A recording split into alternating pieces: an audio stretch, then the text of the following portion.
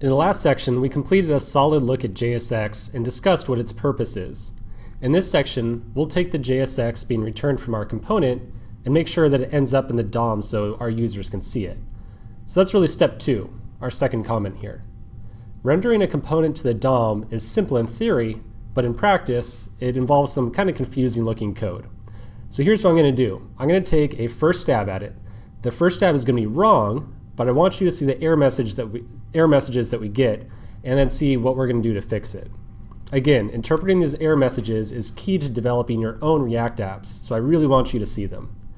We'll do this error and then fix cycle probably about 3 or 4 times to get this working.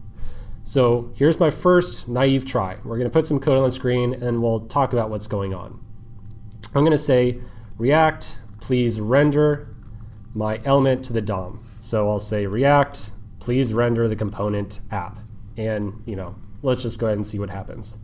So I'm going to save this, flip open to the browser, and I get React is not defined. All right.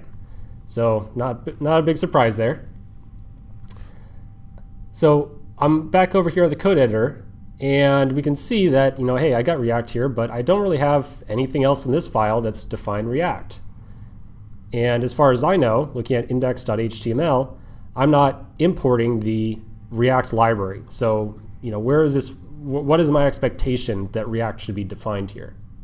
Well, when we write ES6 code, which we're doing here, this is ES6 that we're writing, we have access to a concept called JavaScript modules.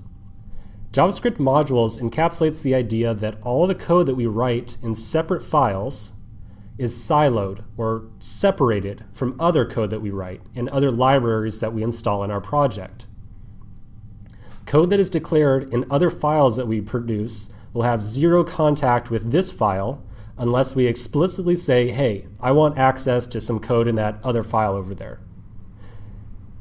When I say silo, I mean to say that we can't make reference to any variables in that other file. So if we have some other file and we want to get access to this app variable, we don't have access to it. We have to explicitly say, hey, I want access to app inside of this other file over here. So even though React really is already installed in our project, we installed it as a dependency earlier on when we ran npm install, we have to explicitly say, hey, I want access to React inside of this file right here. So luckily, forming this connection is really pretty straightforward.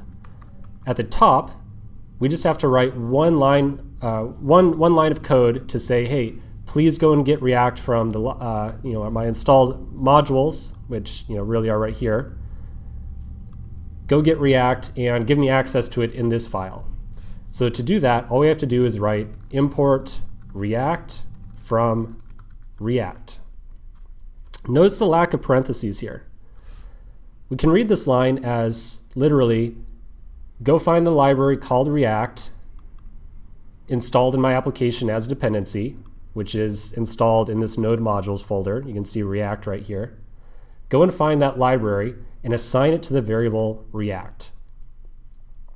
Now in our transpiler, the same library that's turning our JSX into normal JavaScript runs this file. It will say to itself, oh, okay, they need React inside this file. I need to make sure that this file has access to the variable React. Okay, so now we've imported React into this file. Let's go ahead and give it another shot in the browser in the next section. I'll see you there.